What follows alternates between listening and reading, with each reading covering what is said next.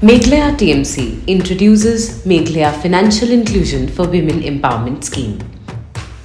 Under this scheme, a direct transfer of Rs 1,000 per month, yearly Rs 12,000 will be made to a woman in every household as guaranteed income support.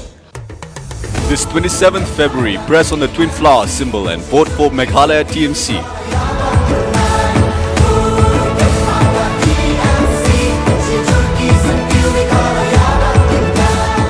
AICC national spokesperson Alka Lamba has targeted the BJP for allegedly shielding South Tura BJP candidate Bernard Marak, who is accused in several POCSO cases. She also criticized Home Minister Amit Shah for saying that Meghalaya is corrupt, whereas according to the AICC, the NPP-led NDA government supported by the BJP is corrupt. I want to tell Mr. Amit Shah Meghalaya is not corrupt.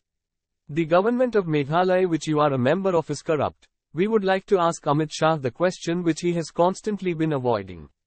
The women and children of Meghalaya want to know, while you claim to protect women and talk about Beti Bachao Beti Padhao, you have given a ticket to a man accused under POSCO.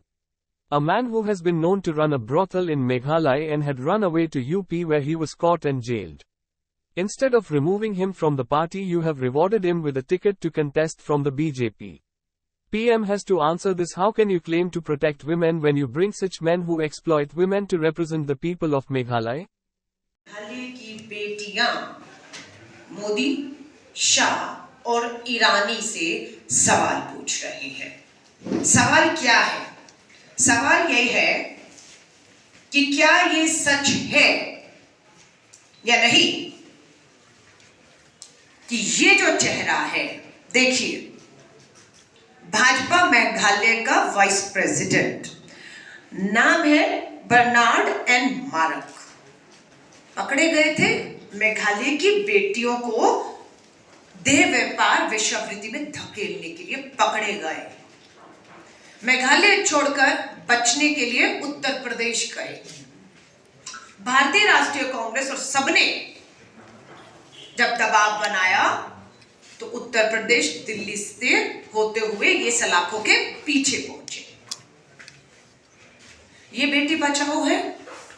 जिस आदमी को jail में होना चाहिए था, उस आदमी को भाजपा ने टिकट देकर अपना मुख्यमंत्री का, चीफ मिनिस्टर का चेहरा बनाया है। सीट है साउथ तुरा। अमित शाह जी गृह मंत्री है ना। मेघालय की जनता, हमारी महिलाएं, बेटियां आपसे पूछ रही हैं कि आपने इसे सजा देने की बजाय बेल दिया है। आपने इसको बेल देकर चुनाव लड़वा रहे हैं। ऐसे बेटियां बचेंगी? सो ये गंभीर सवाल आज खड़े हुए हैं, जो हम देश के प्रधानमंत्री, देश के गृह मंत्री और खासतौर से स्मृति ईरानी तुरंत प्रेस कॉन्फ्रेंस करती हैं, हर मुद्दे पर आती हैं जब हमला विपक्ष पे हो या इनसे सवाल पूछे। आज स्मृति ईरानी सुनने में आ रहा है, जिस पे बलात्कार के आरोप हैं, protection of children from sexual offence के मामले दर्ज हैं, तस्करी बच्चों की करने के मामले हैं, उनके चुनाव प्रचार में आ रही हैं। हम स्मृति ईरानी से पूछना चाहते हैं कि क्या आप इनके लिए प्रचार करेंगी या नहीं? हाँ या ना में जवाब दें कि आप क्या बलात्कार के इन आरोपी पोक्सो के कानून के तहत जेल में थे, उन्हें बेल पर लाकर उम्मीदवार मुख्यमंत्री का बनाए, इनके लिए प्रचार करेंगी या नहीं? हाँ या ना। इस मामले में अभी भी कोई भी दूसरा राजनीतिक दल चुप क्यों है? बोल क्यों नहीं रहा? हम पूछना चाहते हैं। लेकिन भारतीय राष्ट्रीय कांग्रेस और हमने तय किया है कि हम भाजपा को, मेघालय की जो महिलाएं हैं वो सशक्त महिला है, अपने पैरों पे खड़ी होकर अपने घर परिवार जिम्मेदारी और जो जीडीपी है मेघालय का, उसमें योगदान देती है। महिलाओं को कहा जा रहा है कि भाजपा आपको हर महीना 2-2 हजार देगी।